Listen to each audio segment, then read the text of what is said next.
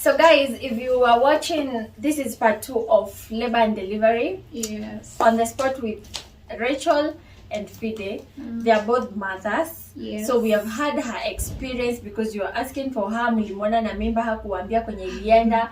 Alizaa wapi, alizaa lini. You've heard from her. Now let's hear the story of Fide. And she tells us how was her labor and delivery story. Yeah. She actually gave birth 3 years ago. So ni kitambo but hajaisahau. Kila siku anashindaga akisema wewe nyamaza ulishasahau. Huyo alishasahau. Huyo hata kufeel anything. So umeshasahau. Wewe una complain tu kulia. Mimi na complain to motherhood. Ukimwambia tu azae anakwambia hemi hiyo delivery. Hata si kulea delivery. So everyone has a different story. So we hear from her.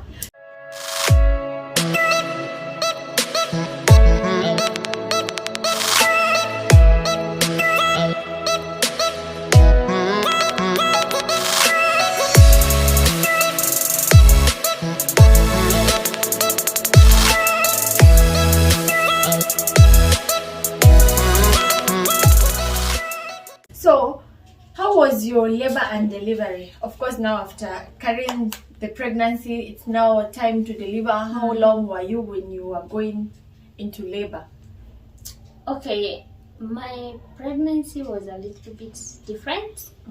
I didn't have morning sickness and all those things. It was kind of smooth. But when I was around 17 weeks, I had to go for my attachment. And while I was there, I got into a small accident. I fell down, hit my back. Okay. It was very bad. Which field were you in so that people at understand? that point I was doing housekeeping. It was an attachment. Yes, so she went to a hospitality school. So you get, when you go to hospitality school, you go and train in all fields. So from there, my back had problems.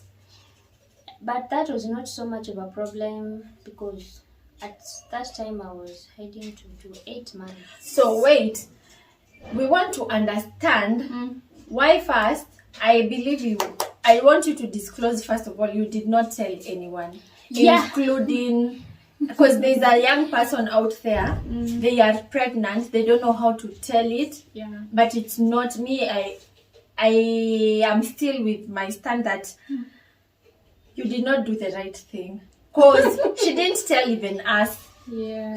She went to attachment 8 months. Was it 7 months pregnant? It was 6 months. 6 months. You had the accident when you were? 7 months. 7 months. So, Why tell us, you... why first didn't you disclose that you were pregnant? Like what? Wow! Hey. The pressure was... Let me start from where I got from. Start from there. When I discovered that I was pregnant. You see this girl over here? This girl. I won't mention why we went to the hospital. But as we were in that hospital... But I want to mention... Don't! I won't.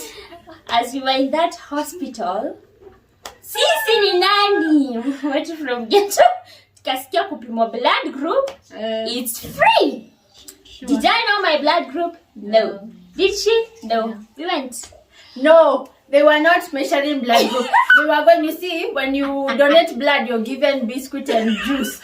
They were going there every week. No, let me tell people. They used to go in different hospitals. They give blood, they take soda. Free soda and biscuit. Continue. We wanted to know.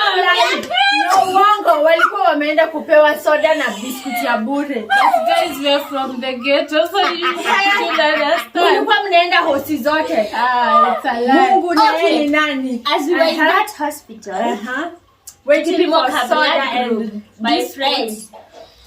Results zilikuja. Yes, tushajua blood group. Actually, we share the same blood group. Yes, funny enough. Yeah. But results coming, man, I was pregnant. No soda first, no biscuit. And then number 3, you boom. I did not expect to be pregnant, man. Wacha nikwambie, acha tu disclose this. I used to have sex. But sikukuwa natumia P2. I think ile research ya kusikia P2 iko na so much effect. Yes, I did. Mimi I didn't use P2. It happened first time I did get pregnant. Who is me? I did get pregnant. My friends, yes, I drug kila siku. Now here I am pregnant. It's 3 weeks. Imagine I knew from 3 weeks. After that, I didn't tell anyone. Literally no one, not my mom, not my... I just told one of my sisters. And now, being depressed, my sister, there is this sister of mine that we like twin. She noticed me crying alone one day. How long were you? I was just a month. It was just a week after the test. I was just crying. So you discovered when you were 3 weeks? 3 weeks, yeah. Okay. I was crying because 1, I was pregnant. 2, I didn't know where to begin. You already know by now. So, okay, I'm a single mom all in all. So I didn't know where to begin. I didn't know who to turn to. I didn't know if I was comfortable enough to talk to my mom or my sisters. So I was just crying my depression out. Okay, I want to believe the single motherness guy came after. By then we were allowed to say I was only a student. Yeah. Because you had not yet told this person. Yeah. No, we want to get the story. You told this person I'm pregnant. It went like this. Tupeleke polepole, acha kutukimbisha. We are here. Hapana, history ni mwana ni moto. You see, for her, she's in a family setup. Yeah. So it is easy delivery and labor.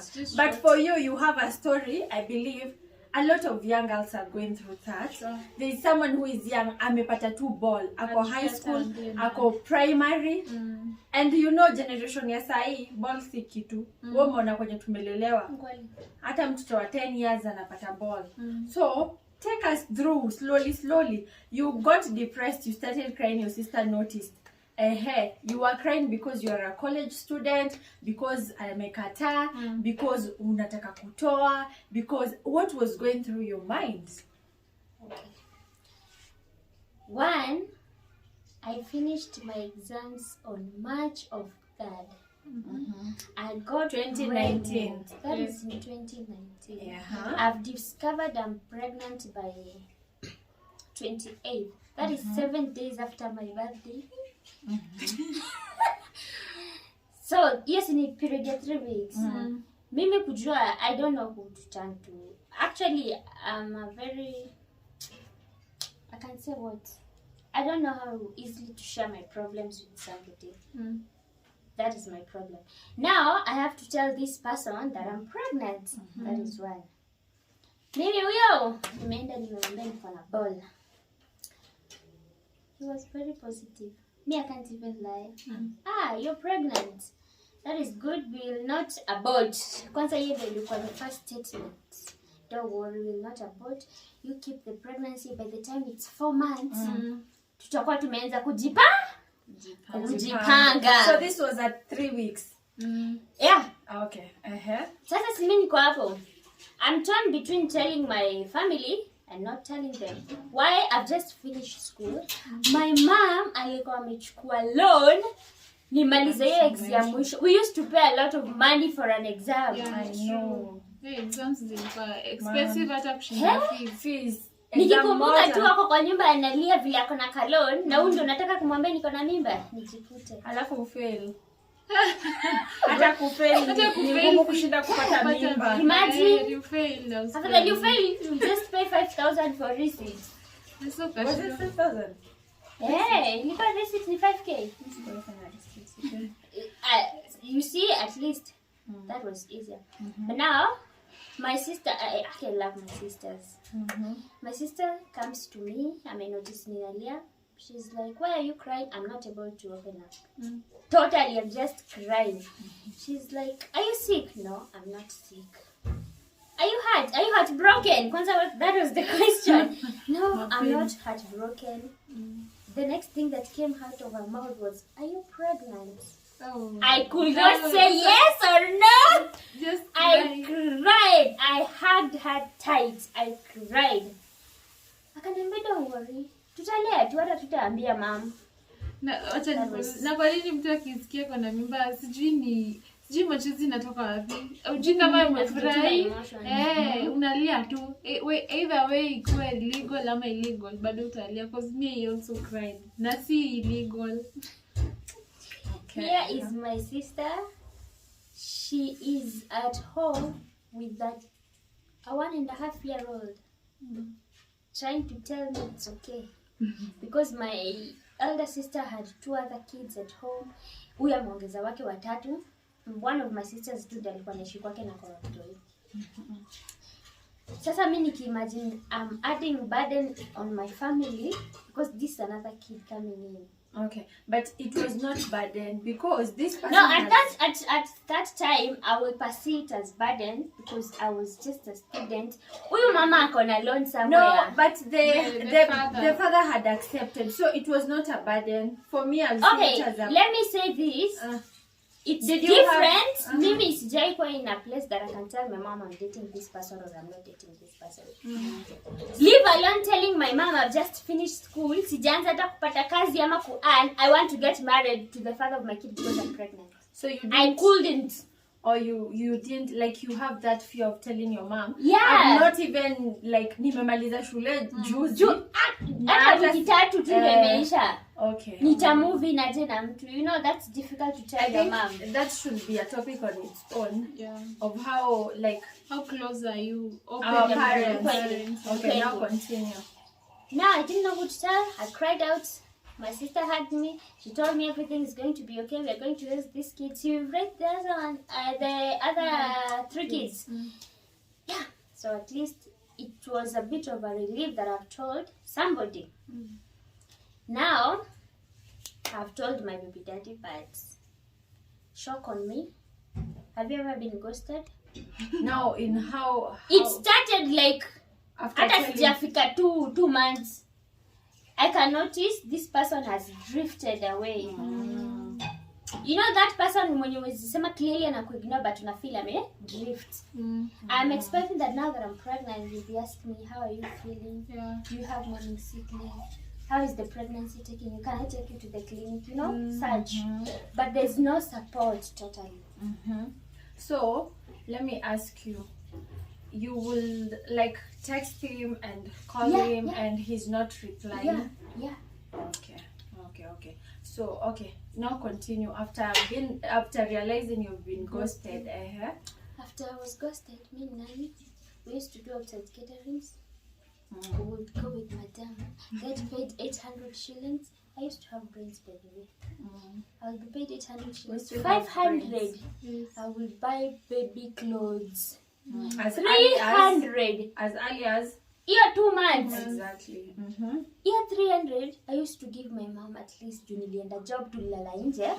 So at least asione nilienda kuzurura ama nilienda kwa boyfriend or something. Juu kwa job. I thank God for my brains. Because I was able to buy clothes. Tunaficha kwa kina nani? Ndio mtu asipatane anaweza kwa nyumba ajue kuna mtu akana nini? Tabia clinic nilikuwa naficha chini ya suitcase. Ndio mwenye ataka mingia kwa mwenzangu ataniambia natafuta nini. So it was easier to hide. Plus I had an easy pregnancy because iko ina grow sana. Actually nilikuwa naenda clinic. Umekuja kufanya nini huku? Mimba iko wapi? Unakumbuka wewe na mimba iko wapi? Watu onyeshe mimba. Na sasa I'm almost turning 4 months. There's nothing bro, just floods. So it was okay. I think I kinda got used to the idea of being ghosted. I didn't push sana. So when I was like 4 months, sasa hapo nikaanza hiyo pressure. 4 months zimefika. I used to even go to workplace yake. Like 4 months zimefika. What are you planning? We already spoke about this. We are supposed to as much as najua mimi nimeanza kujipanga. I want to see that you're doing something about it. I didn't tell him nimeanza kujipanga. Of course you don't tell a man. Mimi sijui nilikuwa nimekiwa kama utenda huyo mtu wa because so I used to get sweet nothings and forget why I came there in the first place. Oh, so you used to like make out? Not make out. I never had sex throughout my pregnancy. But I think just having Like- a conversations. He's a manipulator. Yeah, something like that. Oh. Yenye, okay, I used to have a problem yenye singeweza kumuitisha do. Yeah, You know, but confidence niko nayo kwa simu si yenye niko nayo wa that happens when you love someone. Yeah. Ukipenda mtu. Yeah, imesibu Yeah. anaweza kumuitisha pesa. Na sasa niko na kimimba hapa. Na shindo unaona ile ni confidence yenye ninamthreaten hadi kwa simu nikifika hapa I'm shut down. Just laughing at him. Anakuconvince unaingia box Just there. laughing, nothing. Wow. And as in niliachana tu na hiyo story because I already knew at the back of my mind na to sort out in some way or another. I was ready for being a single mom or him supporting me. I was open to both, but the only thing that was not open in my mind was abortion. That was never in my mind actually at all. As much as it was difficult, sometimes tunaenda hizo Job. unakumbuka ninatapika katikati ya barabara. Mimi kwanza nilikuwa na muru. Guy! If you know that kind of work na mimba kidogo, I'm already a car sick person. Tu niko na mimba. Sometimes nasimamisha wao bosi wetu katikati ya I'm feeling bad. I'm vomiting. They don't know that I'm pregnant. Nimefanyishwa kazi, tumepanda mlima, sijalala the whole night. Tomorrow morning we start working until at night again. Fatigue. And at that time tulikuwa very busy. We would even go 5 times in a week. Literally that kind of busyness. But you need money, so And you I already just need money. I have to bear with it. And thank God I had a friend mwenye alikuwa hapa. Actually Rachel stood by me. Mrs. Sema hakusimama na mimi. It was difficult, but knowing that kuna mtu mwenye anajua at least uko na mimba anajaribu kukusaidia hata kama ni kazi mumalize haraka. It was easier. She used to take me to clinic and I skip class tunaenda clinic. That was something yenye nilikuwa na value sana. Literally siku feel niko so much alone. As much as my family didn't know, she knew.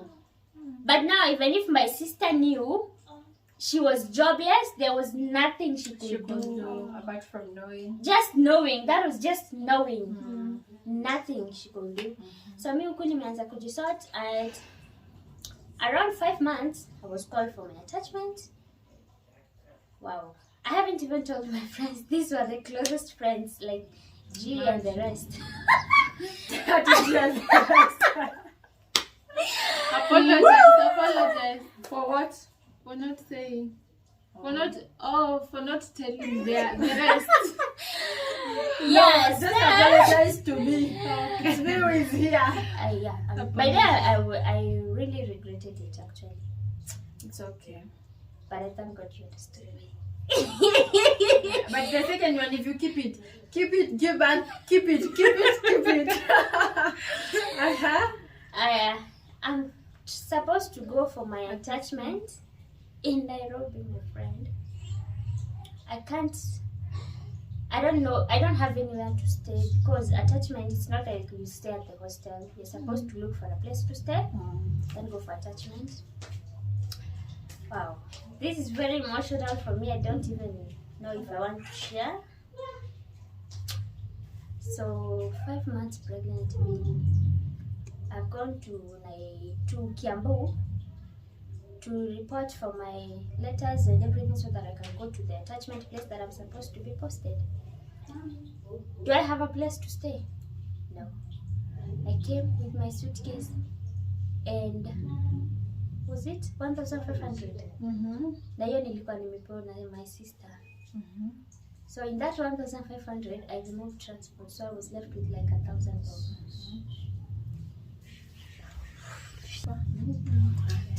Here I have 1,000 bob. Can you find a house with 1,000 bob? Find a mattress, find things to cook? No, it's very impossible. I can't ask my mom for money. I'm trying to text the kids' dad. Hani reply, hanishiki simu, but hajani block. Funny thing, that man never blocked me. But he's just ghosting me. I will even call with a new number. He will pick, like, hearing my voice. That's it. So, wow. I slept on the first day. huko kulikuwa na room ya housekeeping. Do you remember that room? Okay. I want. I'm at the school right yes. now. So she has gone to the school. The school had hostels, and the school also had classes. So the hostels were up at the upper wing, and then the school now ni ya chini. Okay. I've spoken to the principal by then mwenye ako huko. Nimemwambia I need a few days nitafute nyumba because nimetoka tu Nakuru, so he understood. So he told me the matron will give you keys to the housekeeping room. You sleep there for like 2-3 days. Well, it was easy. I slept there for the first day. Me and my friends went, reported to the place we were supposed to report. Tukaambia huko we need a few days. We are looking for a house. We just relocated from Nakuru. If we can report the next week. They accepted. Now I'm staying there. Yes, nimepewa place ya kulala, but they're not giving you food. Because you're not a student there, you're not paying anything, you're just there to report. So out of the 1,000 bob that I had, I have to look for food. Because I'm pregnant, my friend. Don't forget that. I have to eat. So, msichana anakula nini? Pudding. Siku 3, at least nikule 50. Counting transport ya kutoka hapo kwenda kuripoti huko. So I was left with like 700 shillings. Sina nyumba, sina idea penye naenda. Sina mtu wa kuambia.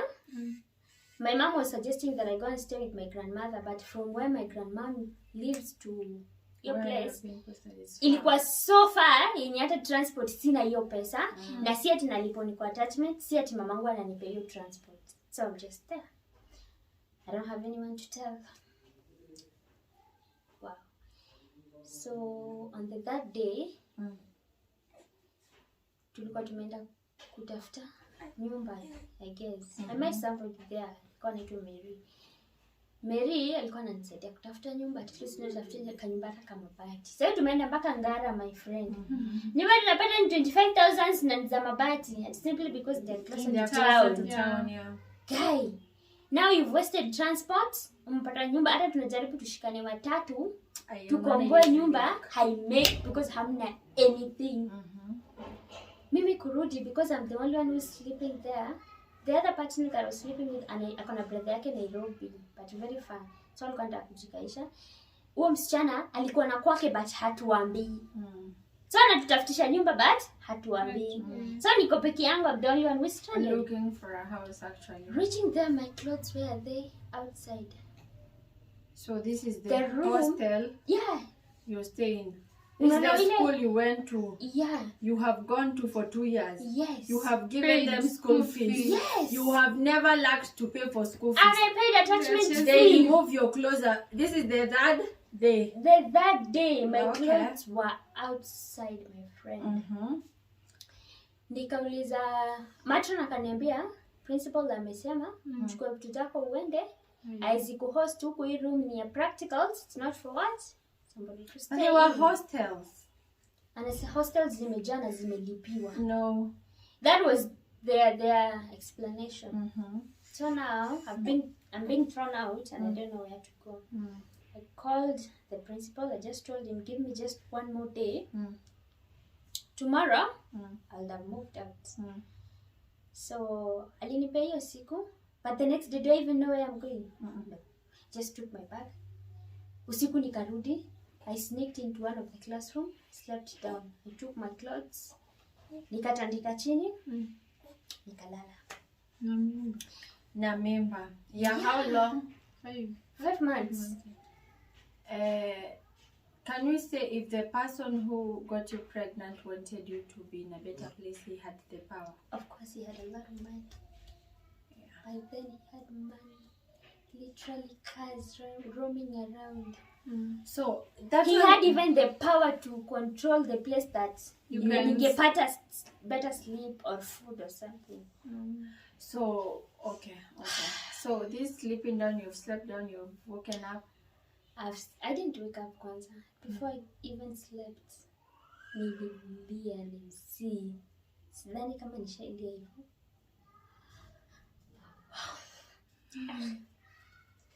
Okay. So I cried.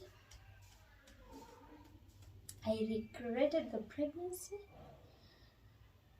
Do you remember hizo first tunapeangwa za mimba? I had like 30 of them. Nikameza. I was suicidal that day.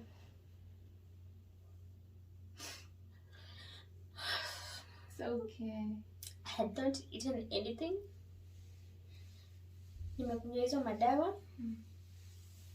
But sometimes you can say God is great. Nothing happened to me.